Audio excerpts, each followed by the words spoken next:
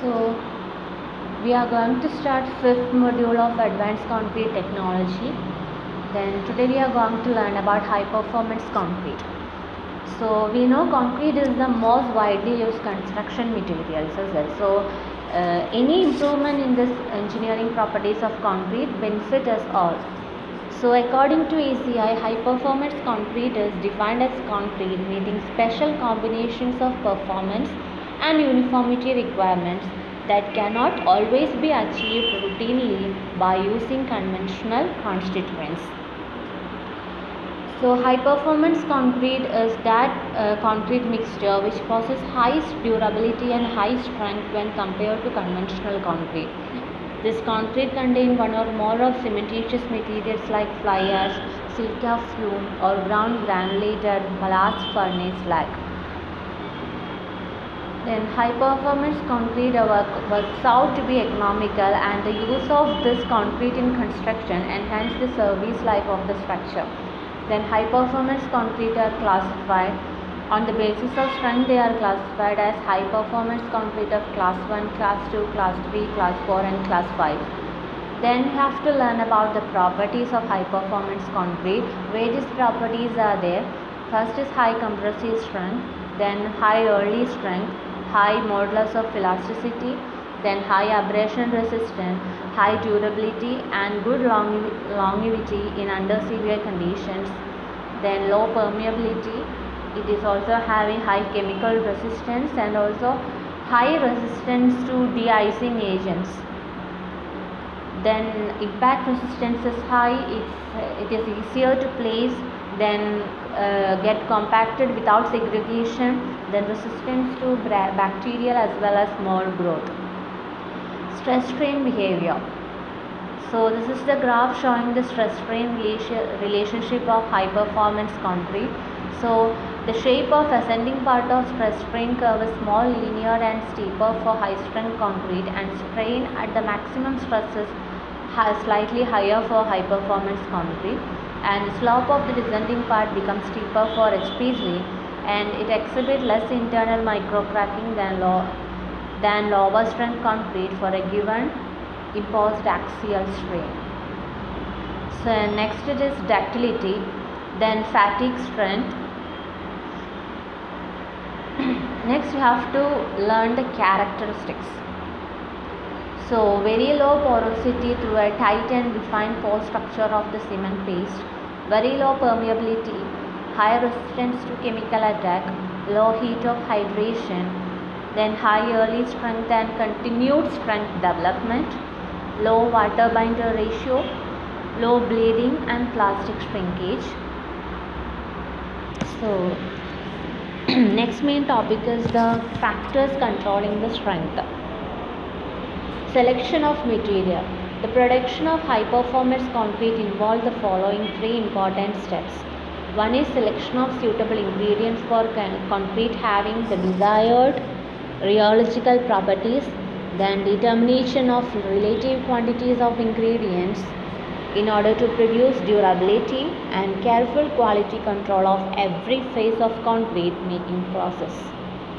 Main ingredients of HPs include cement, fine, coarse aggregate, water, then mineral and chemical admixtures. So cement. When looking for cement to be used in high performance concrete, one should choose cement containing as little C3A as possible. Why? Because lower amount of C3A, it is easier to control the rheology and less problem of cement superplasticizer compactability. Then fine aggregate. Here both river as well as crest stones may be used. Coarser sand may be preferred as finer sand increase the water demand of concrete. Coarse aggregate, it's the strongest and least porous component of concrete. Coarse aggregate in cement concrete contributes to the heterogeneity of the cement concrete.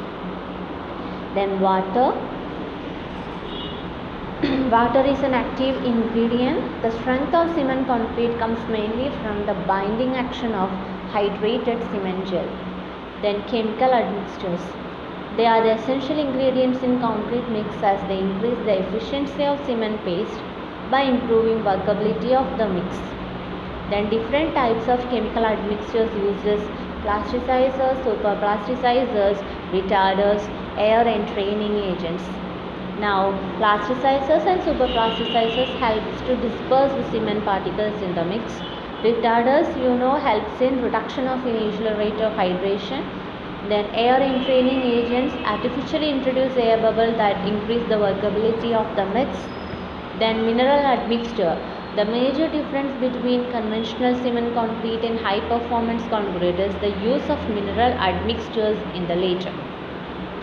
Some of the mineral admixtures is fly ash, silica fumes, carbon black powder, and hydrous gypsum based mineral additives. So mineral additives like fly ash, silica fumes, they act as pozzolanic materials. The use of silica fumes fill the space between cement particles and between aggregate and cement particles. Then addition of silica fumes does not impact in strength, but it acts as a rapid catalyst for attaining early strength. Next, it is the method for achieving high performance. Two approaches to achieve durability through different techniques are as follows. One is by reducing the capillary pore system and other is by creating chemically active binding sites. So this technique of production of high performance has been shown in this figure. Now, when to use high performance concrete?